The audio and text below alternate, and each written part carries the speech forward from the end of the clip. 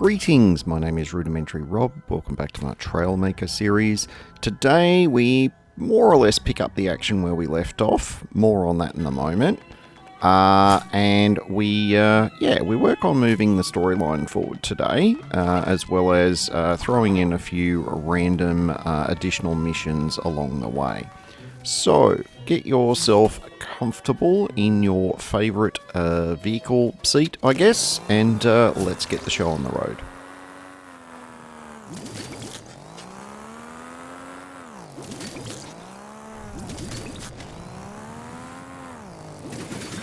Alright, as we do a bit of random gathering along the way here, I'll give you a bit of an update. Now, I did record a session prior to this one, but through a combination of essentially a big oopsie and really not advancing the story at all, for the, I'm going to say close to an hour's worth of gameplay, I got very distracted. I rebuilt or tweaked my vehicles 2 or 3 times for no huge gains. In terms of tech, the only thing that we really improved is we now have 4 off-road tyres on both of our vehicles that we use. Our gathering vehicle and our, shoot 'em up vehicle, which is what we're in at the moment.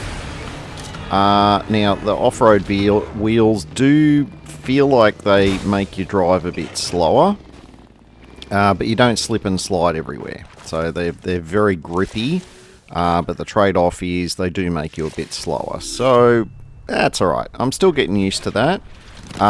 We also ended up sort of making our combat vehicle a bit wider. I'm not sure in retrospect that was a great idea. And we sort of stripped our vehicles down so they could be pretty much as fast as they could be, given the off-road wheels, I should say, were slowing us down a bit. So that was really, I don't know, 3 or 4 different lots of very boring me building and tweaking things that I did in that whole 1 hour of play session. Plus the requisite amount of time to gather enough rubber to make enough of the off-road tyres and mechanical parts to make the remaining bits of suspension, because I don't think I had a full set of 4 suspension before. So, didn't really feel that was particularly entertaining, so that one just ended up on the cutting room floor. This session I recorded last night. A lot quicker, a lot snappier, and we actually move things forward. So, that's what's going on at the moment. Now, at the end of the previous episode, we did end up having this particular mission that we're doing at the moment, the gathering the glow fruits. And I think we ended up making a headlight or something, and we accidentally didn't have enough glow fruits left to hand into him. So that's what we're tidying up now. We're going to hand this in so we can get the next mission. And we are grabbing that one now. And this Dr. Kranz fella is a bit of an odd one. But that's alright. The Froggets and oddness do seem to go hand in hand. And look, if you're going to have some character quirks, being a little odd or forgetful there's a lot worse that you could be. So here we are. We are back in a situation where we need to deliver 4 Froggets. And minor, I would say, piece of advice. I didn't really see the point of the delivery little side quests, but honestly, you should be picking those up every time you're doing these Frogget missions, because I believe, I don't know if it's the case, but I believe that those would also be satisfied with the, delivering these Froggets to where they needed to go. And then, minor spoiler, we end up having to bring them back here in fairly short order. So, I kind of missed out there a bit. So, FYI, maybe give that a go if you're doing your playthrough at the moment.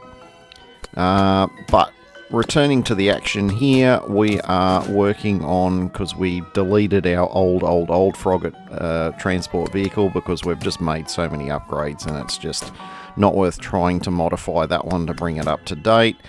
Instead, we we deleted, actually no we didn't.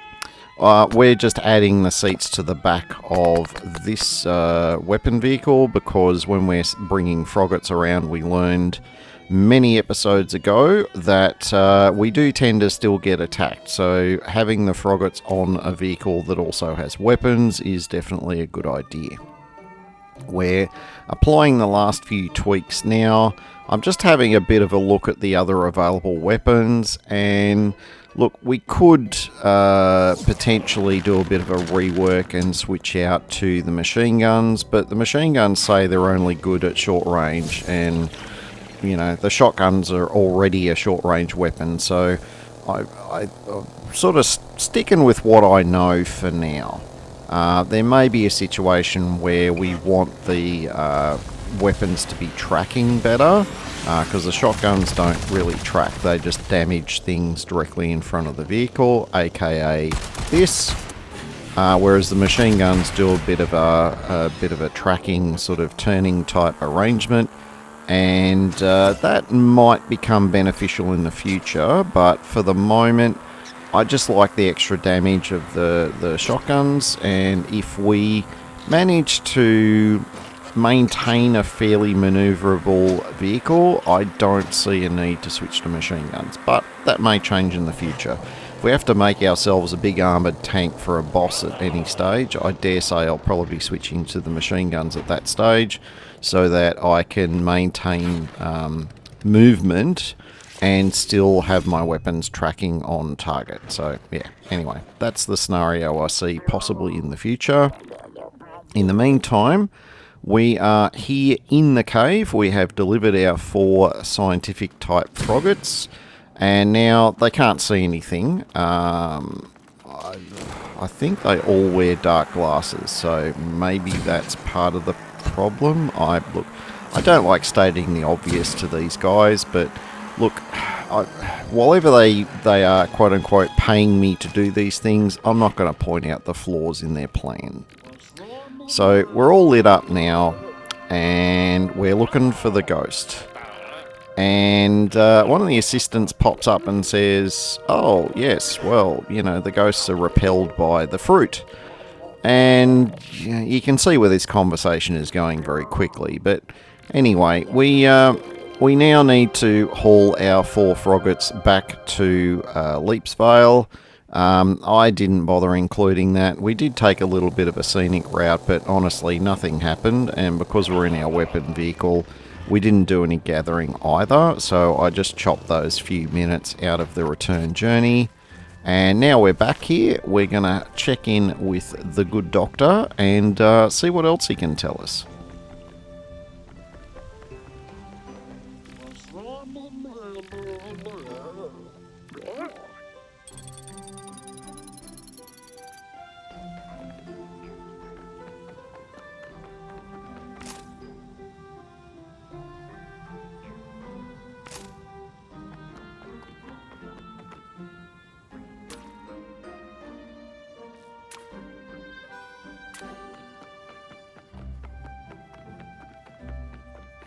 Alright, well, apparently the good doctor is stuck in his own head now, dealing with the ghosts that are allegedly stuck in his own head. So, fast forward a little bit here, pretty minor encounters going back up to Tungberg. I'd kind of forgotten what progress I'd actually made in terms of the main story up here, because I'd been away from it for, I don't know, an hour or so. We've come back up here, we're having a bit of a look, we've got a couple of new missions here. We are going to end up having a quick chat with the good general here in a moment. And then the good general's going to go, what the hell are you doing here? You need to be out talking to, you know, me at another location. And that's where I remembered, oh yeah, we got that mission, it's called an easy win, and we have to go and talk to the Admiral, but we need to talk to him out in the field. And so now that we're activating tracking on that mission, or we will be activating tracking on that mission, we need to essentially haul ourselves out with some speed to where the general is at the moment, and we've now got our sort of mission indicator to say where he is. So we're heading out there, and of course you don't get very far with these things before something shows up and wants to shoot holes in you. So yeah, we're going to go and deal with that first.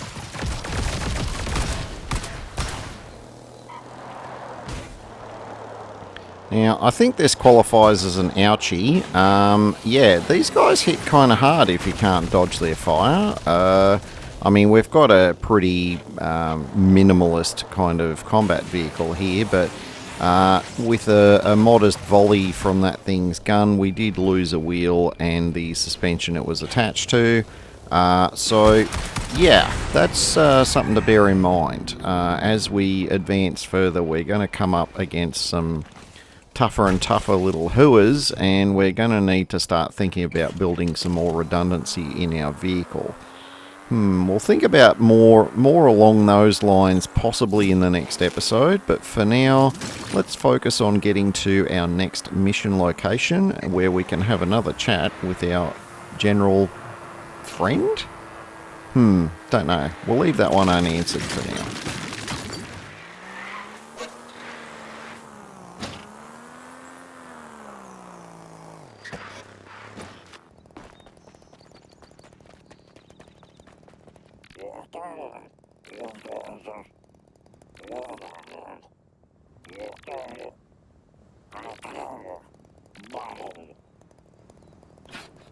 Alright, so just a minor spoiler, because we're only talking about a couple of minutes here, but pretty much every key word in what he just said was the complete opposite of what it's actually going to be.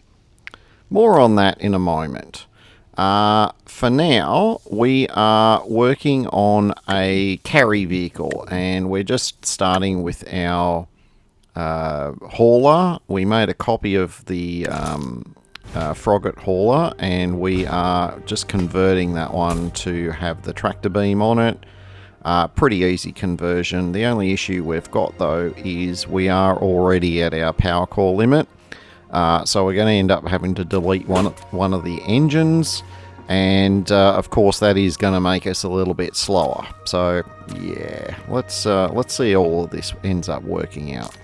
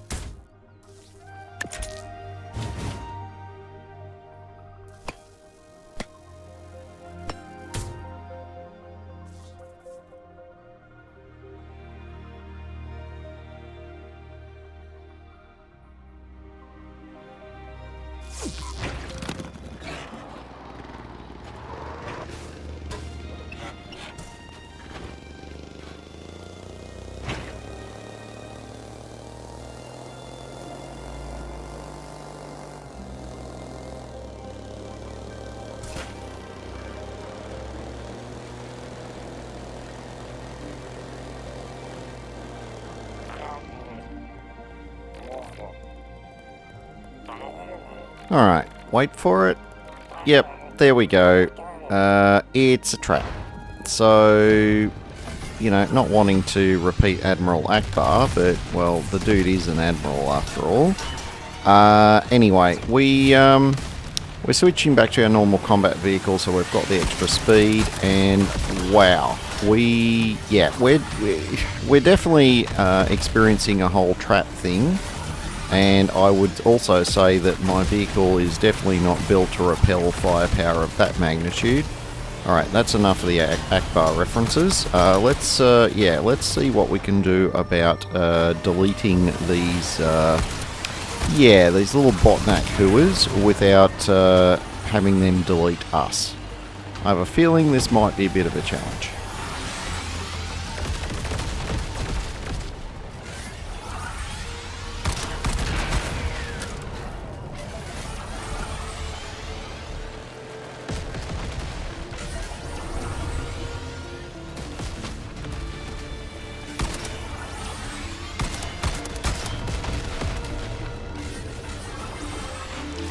Yeah, this definitely counts as a bit of an oopsie. Yeah, don't take your land vehicles in the water unless you've actually made adjustments to make them work in the water, which obviously I have not done. So, yeah, stay away from water, mental note. With our fiddling around, we did end up taking a fair bit of damage, and a follow-up volley once again deleted one of our suspension pieces and the wheel that was attached to it. So yeah, I did unfortunately have to use a repair token there, but I believe we've got quite a few of those still, so we should be good for a while. And honestly, this is exactly the circumstance why I've been making a concerted effort to save my repair tokens, because we're gonna, I mean, this won't be the first and it definitely won't be the last time we'll come under heavy fire and potentially need repairs. So yeah. But we're not done yet. We've still got this whopping great monster of a thing to deal with. Now, we learnt our lesson from the one that was outside Tungberg, where we do not stay close to it. We obviously need to get close to it to shoot at it, but it's better to just do like a strafing run on it, because we don't want to be in range of that EMP pulse once it charges up. So, yeah. Anyway, we have got rid of the ambush. We got rid of a couple of extra dudes that I think we just aggroed from out in the wasteland. And yeah, we're going to take a moment here just to manually repair our vehicle, do a bit of gathering, and then we'll check back with the Admiral and see what the next drama is going to be.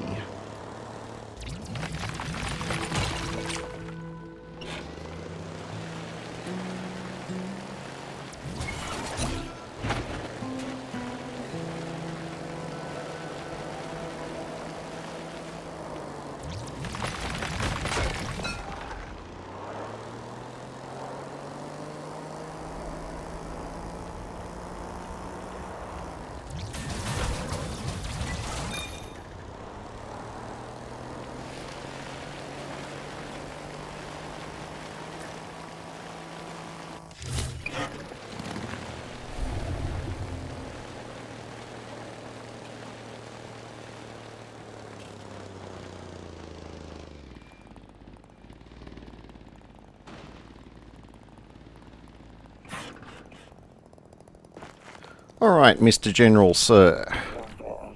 Sorry, Mr. Admiral, sir. Well, honestly, with the way he's conducting himself as an admiral, I don't even think he'd be worthy of any military title. But anyway, I'm going to randomly hurl military titles at him in absent-mindedness, I'm sure not for the last time.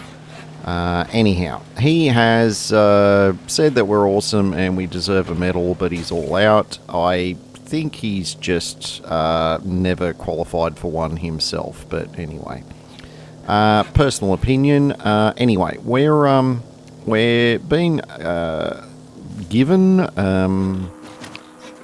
beseeched, I don't know, insert a suitably creative word here, to say we need to move this highly valuable container back to Tungberg. So we're doing that now. Wasn't really that much going on the return journey, so fairly uneventful, and we are almost back to Tungberg now. We'll drop that one off and see where that leads us in terms of the storyline.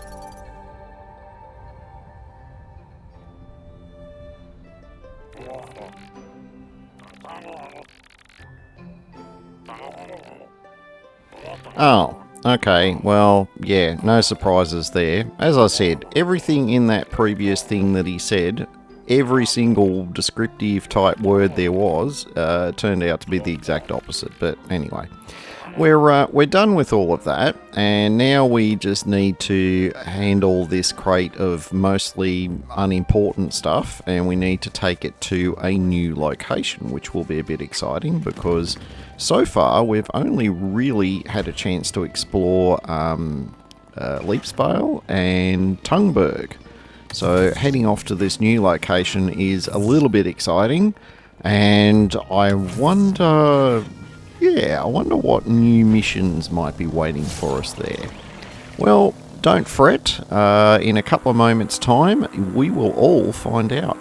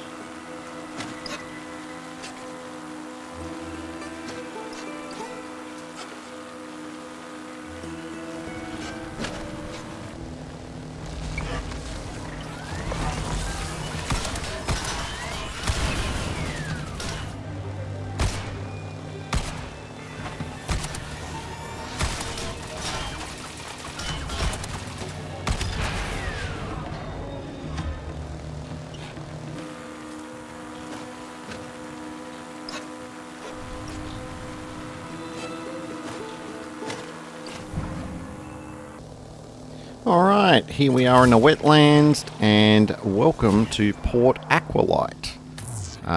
We had a little encounter there on the way back, but not anything that really caused us any grief. We're here to check in with everyone who is here, and... Oh, okay, yes, it says we've now unlocked it, and this is what our map looks like at the moment. We've got a few random missions here that we can hand in. Oh yeah, some berries, some pulse crystals, and some passengers and mining drones. We don't have any of those at the moment. Oh, hello.